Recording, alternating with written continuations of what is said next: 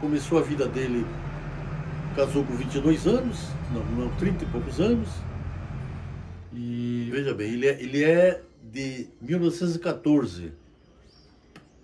Ele casou em 60, 59 ou 60. Então, nessa faixa de idade, mais ou menos. Aprendeu a ler e escrever, não teve estudo nenhum. Que na época até as escolas aqui eram precaríssimas, né? Ficou viúvo ainda novo. Minha mãe morreu de um parto com 34 anos. E menos de 5 anos depois ele casou. Mas a vida dele sempre foi lavrador no começo da vida, depois pescador, né? A pesca. Teve comércio, teve bar, teve uma merceariazinha pequeno. Montou uma farmáciazinha ali, mas durou pouco tempo porque não tinha movimento para sustentar uma farmácia. Na medicina, aqui teve uma pessoa chamada Hermano Gotardi. Ele era o médico da época, estudava os livros de medicina da época, e depois ele faleceu e no lugar dele ficou Evaristo Gotardi, um homem que tinha um conhecimento violento. E ele, eles eram da mesma igreja, Evaristo Gotardi da igreja presbiteriana, ele também.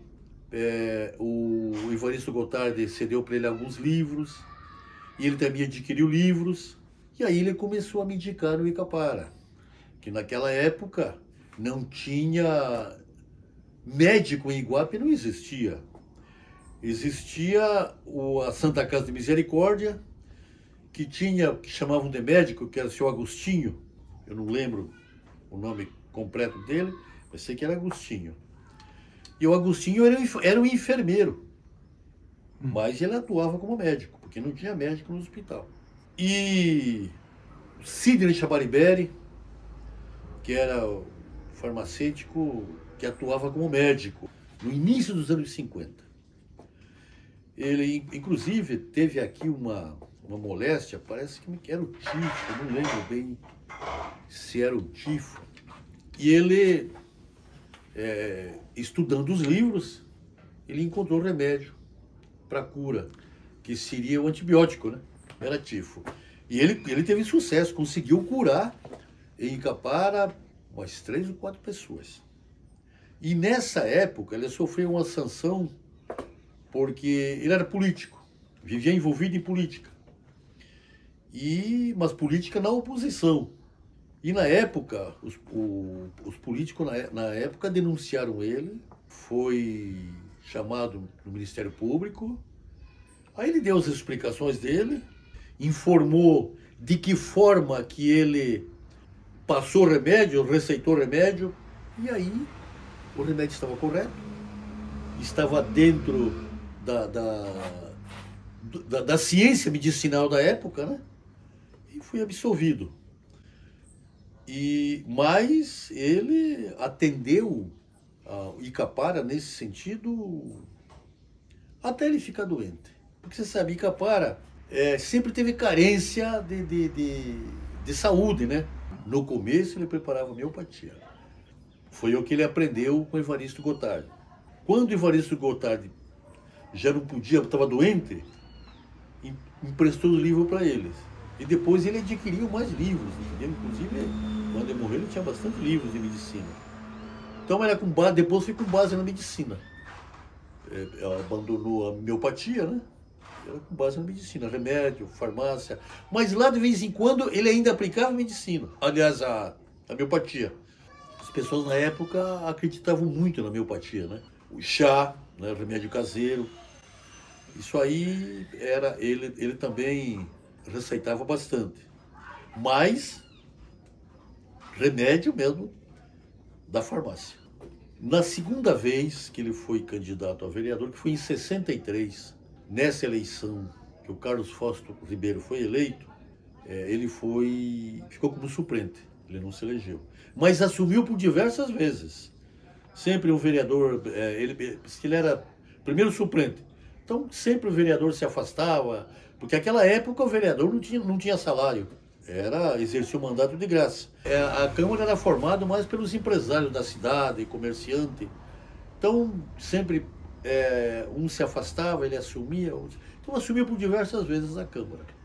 Ele dirigia o culto, os cultos da igreja presbiteriana. Ele era um dos dirigentes aqui em Icapará. Então, com aquilo que sempre ele adquiriu prática. Então ele tinha uma facilidade para falar assim, não cobrava. A única coisa que ele cobrava quando fazia era remédio. Quando ele montou a farmácia, tal, mas ia nas casas, saía a qualquer hora da noite, de madrugada, nunca cobrou nada de ninguém. A não ser o remédio quando ele comprava para vender. Ele pegava na farmácia e assim cobrava. Mas o trabalho dele, miopatia, essas coisas, nunca cobrou de ninguém.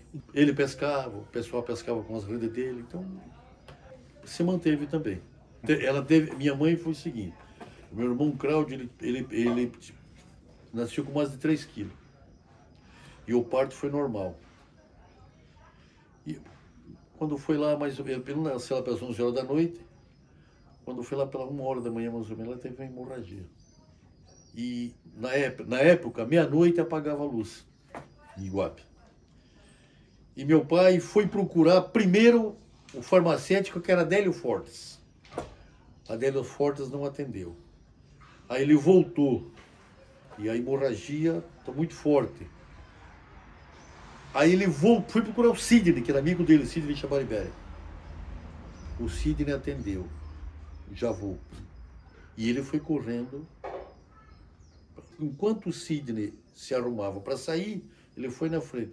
Quando ele foi na frente, ele encontrou com a filha da parteira, que era Maria Ferro, o nome dela era Maria Ferro. A Adélia, a filha dela, vinha correndo encontrar com ele, que ele tinha acabado de falecer. Ela...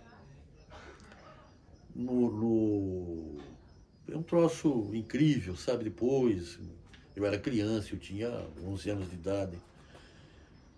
Mas depois eu fiquei sabendo, inclusive por meu pai, que você vê a precariedade da ciência, né?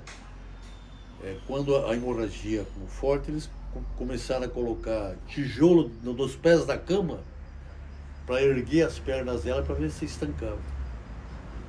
E isso não tinha o melhor sentido, né? Mas era o que tinha para fazer. Se ele tivesse sido... Nossa, ele morreu com esse remorso. Se ele tivesse sido primeiro no Sidney, ela se safaria, porque ele era um médico, ele era um médico, o Sidney era um médico, entendeu? Ele entendia de medicina, ele estudava, entendeu? Entendia de medicina como médico. Ele só não tinha o diploma de médico, mas a capacidade de médico ele tinha. Ele morreu em 91, com 77 anos. Morreu dia 26 de outubro de 91. Ele morava lá na estrada e ele tomava um remédio para pressão. Parece-me que ele deixou de tomar uma noite ou duas e teve um derrame. E aí foi para a cadeira de roda e com 77 anos ele faleceu. Mas morreu no braço dos filhos. Entendeu? Morreu debaixo do amor e do carinho de todos os filhos dele.